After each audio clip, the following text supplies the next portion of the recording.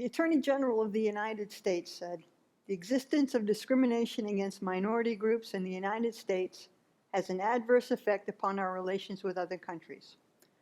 Racial discrimination furnishes grist for the propaganda mills." That sounds right. The Secretary of State said, "The United States is under constant attack in the foreign press, over the foreign radio, and in such international bodies as the United Nations because of various practices of discrimination in this country." That sounds right, right? They said those in 1952. We haven't learned much since then, have we? And speaking of learning, let me tell you about a teacher. Her name was Prudence Crandall. She was born in 1803 to a Quaker family in Rhode Island, which is good because the Quakers believed in equal educational opportunities for boys and girls. So she got a fairly decent education. Her education was so good that in 1831, the wealthy people of Canterbury, Connecticut said, "Why don't you start a school for young women?" And she said, "Yeah, okay, we'll do that." So in 1831, she started a school. It was called the Canterbury Female Boarding School, and she taught the daughters of the wealthy families. Now, it was ranked one of the best schools in that state, and the education was comparable to anything that a boy would get. In fall of 1832, a woman named Sarah Harris came to Prudence and said, "Can I join your school?" And she said, "Yes." Sarah Harris was the daughter of a free African-American farmer. That became the first integrated school in the United States. The students, they were okay, not happy, but they were okay with it. The townspeople, they were very, very, very upset.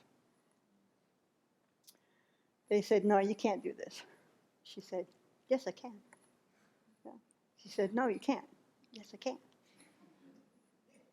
They said, "Well, if you're going to do this, we're going to take our daughters out of your school." She said, "Okay, go ahead. In that case, I will open up a school for African-American children." So on April 1st, 1833, 20 African-American girls from Boston, Providence, New York, Philadelphia, and the surrounding Connecticut areas arrived at the school. The school was now called "For the Reception of Young Ladies and Little Misses of Color." Sign of the times. Townspeople, no, they responded by warnings, threats, and active violence against the school, but she kept on teaching. So on May 24th, 1833, the Connecticut legislature passed what they call the Black Law, which prohibited a school from teaching African-American children that are from outside the state without the permission of the townsfolk. Now, what do you think the odds are going to be there? They're going to get permission. She kept on teaching. Okay? So on June 27th, 1833, that is 187 years ago today, she was arrested. Now, she could have gotten bail, but she said, no, I want the public to know exactly what's going on here. She spent one night in jail. But under the Black Law, the townsfolk, they refused to have anything to do with the girls. They refused to sell them anything in the store. The stagecoach drivers refused to bring them in. The town doctor refused to treat them. The black girls, yeah. The townspeople, they poisoned the school's water supply, and then they refused to sell water to Prudence Crandall, and she couldn't obtain it from any other source. And even though she faced these extreme difficulties, she kept on teaching, right? Now, she had to go on trial, but there was a prominent abolitionist from New York. His name was Arthur Tappan. He donated $10,000 to hire the best lawyers that he could find.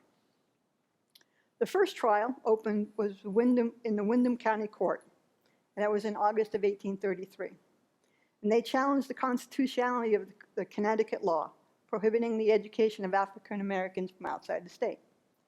The county court jury, they couldn't reach a decision. They said, "No, we ain't doing this." So there was a second trial, and it went to the Superior Court. And the Superior Court found against the school, against Prudence. And they said, okay, but because there was a ruling, now they could take it to the Supreme Court of that state. So it went to the Supreme Court on July 1834. The Supreme Court, wait for it, threw the case out on a technicality. So Prudence kept on teaching, right? Now the townspeople are up in arms. They really, really, really extremely angry. They tried to burn the school down, but that didn't work. So on September 9th, 1834, a group of the townspeople went to the school and broke 90 windows. Prudence finally said, this is getting very scary. I'm going to have to close my school. And she closed it on September 10th, 1834, to protect her students, herself, her family. Her and her husband moved to Illinois. Okay. Connecticut officially repealed the black law in 1838, which was 4 years later. The story doesn't end there, though. Over 100 years later, legal arguments from that case, from Prudence's case, was used by the trial lawyers of Brown versus Board of Education of Topeka, Kansas. Now, I don't know if most of you have heard of this. It is a landmark ruling from the Supreme Court of the United States that said separate but equal is inherently unequal. You could not use that law to justify separating blacks and whites from education. Now, understand this. This was a 9-0 decision. Think about the United States Supreme Court right now. You're going to get a 9-0 decision in anything? No. So it violated the Equal Protection Clause of the 14th Amendment of the United States. So why are we discussing this? Because education gives us a knowledge of the world. It gives us a chance to look around and change it into something better. It develops in us a perspective at looking at life. Education gives us a knowledge of ourselves. It gives us an opportunity to change into something better. See, that's why Shakyamuni Buddha is so important. He taught us the Dharma. We're taught that there are other Buddhas that came before him, but some of them didn't teach. But Shakyamuni Buddha and the teachers that came after him have given us an opportunity to become better than we have ever been before. Become aware of the pitfalls of samsara, and they've given us a method to try and get out of this mess that we are in. We learn to look at our life and our mind and find truth, which is the basis of our practice and the meaning of awakening. Education is important for everyone, female, male, black, brown, white, green, mauve, sky blue, pink, it don't matter. And what about Prudence Crandall? Well, in 1886, the state of Connecticut honored Prudence Crandall with an act of legislation prominent, and provided her a $400 annual pension. Yeah. It was supported by Mark Twain. Just throw that in there someplace. Today, the Prudence Crandall's Canterbury home is a historic house museum owned and operated by the state of Connecticut.